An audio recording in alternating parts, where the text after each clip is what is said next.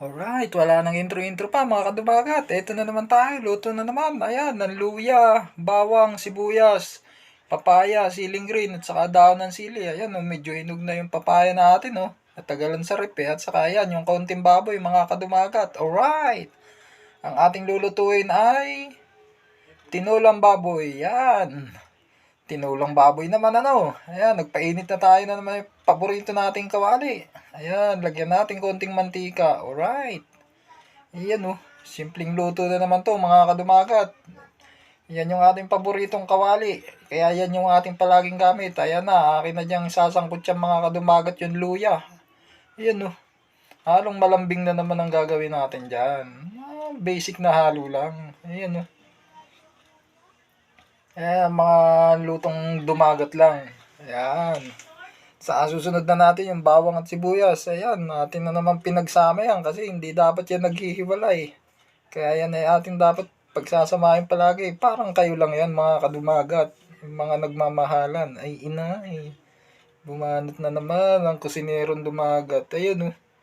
Sangkot siya lang yan mga kadumagat. Iyan. Oho. Medyo nag-golden brown na. Kaya yan ay yan, mga kadumagat. Ayan, nilagay na natin yung konting baboy dyan. Ayan o, ating tutoste din yan. Ating tutostahin yan dyan, mga kadumagat. Kasi masarap niyan yung tostado talaga eh. Medyo tutungin natin yung kawali dyan, mga kadumagat. Ayan o, iga na siya, mga kadumagat o, konti pa. Para mas masarap yan, mga kadumagat. Alright. Yun o. Shoutout nga po pala dyan sa mga Team Canada dyan. Shoutout po sa inyo. Ingat po kayo dyan palagi. Alright. At nag-shoutout pa nga. Ayan o. Ayan naman simpleng luto ng kusinerong dumagat. Ayan. Napaka-basic ng luto. Ayun. Oh. Medyo tostado na yan mga kadumagat. Ayan o. Nakikita nyo yung paligid ng kawali. Ayan o. Medyo toasted na yan. Pero konti pa yan, halu-haluin pa yan natin dyan. Ganda yung medyo tostado talaga. Yan na siya oh. Oo, nilagyan ko na ng tubig dyan, mga kadubagat. Ayan oh. Nagtutong-tutong na siya. Alright. Ayan, ang tinulang karneng baboy ng kusinerong dumagat.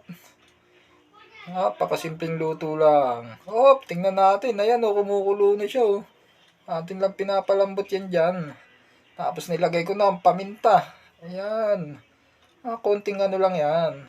Kaya po ganyan ang kulay ng sabaw niya na yan po ay gawa ng pagkakatostado ng baboy. Ayan o. Kaya ganyan sabaw niyan. Pero masarap yan mga kadumagat. Natin lang pinapalambot ng konti dyan yung ating karning baboy. Yan. Takpan ulit natin.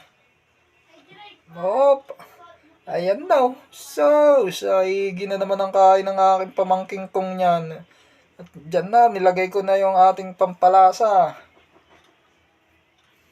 Naglagay tayo ng cubes at saka nilagay ko na yung papaya. Ayan. Medyo inog na nga yung papaya dyan mga kadumagat. At natagalan na dun sa lagayan ay. Pero pwede pa naman yan.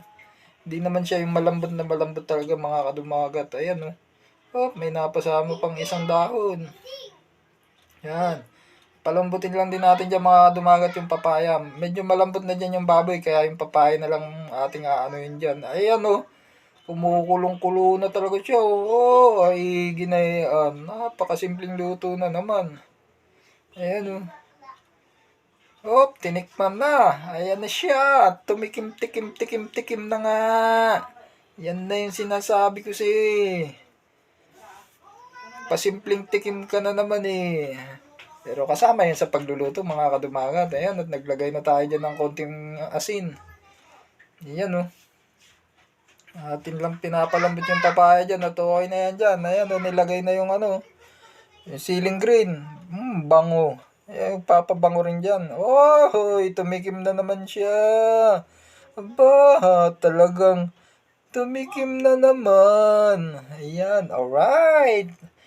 Higi ng lasa mga kadumagat. Naman, talagang napakasarap ng luto. Siyempre ako nagluto eh, kaya pupurihin ko sarili ko. Alright, ayan o, nilagay ko na yung dahon ng sili dyan o. Ayan, ng mga simpleng luto ng dumagat. Iyan, oh. Atin lang pong medyo ano yun din yan. Gawa ng malambot na mga kadumagat yung ating papaya. Pero yung dahon ng sili, gusto ko yung lutong-luto talaga siya. Ayan, takpan natin ng bagya. Ayan na, tingnan natin. Ay, talaga nga naman eh. Kumukulo-kulo. Ayan o, yan ang sinasabi ko. Ayan o, malambot na. Pwede na yan. Ayan o. Ay, sarap na naman ang kain na yan. Aba, tinakpan pa. Talagang ayaw mo pa. Ayan, pinatay ko na dyan mga kadumagat yung yung kalan. Ayan, pwede na yan. Maglagay na tayo sa lagayan ng ulam natin. At tayo ay kakain na. Ayan, shoutout po dun sa Team Canada dyan. Thank you po sa inyo. Si kusinirong dumagat nga po pala ito ay inay.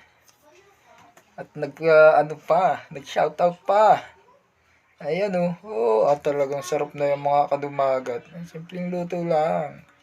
Pwede naman po yan, tinulang karning baboy. Hindi lang po karning manok ang tinitinula, pwede rin po yung karning baboy. Ayan tikman nyo na lang mga kadumagat pagka kayo nagluto niyan. Ayan ganyan po yung sabaw niyan kasi ating tinusta yung ating karning baboy kaya ayan ganyan ang sabaw niyan. Ayan na siya mga kadumagat talaga.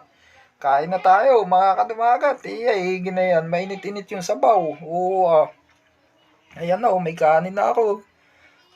Nagsabaw-sabaw pa yan. Sus, napakaigi naman talaga. Aba kumuha pa yan ng karne. At saka papaya. Yan. Shoutout po sa inyong lahat. Subscribe na po kayo at follow kayo sa aking page. Salamat po. Kain na tayo mga kadumagat. Alright.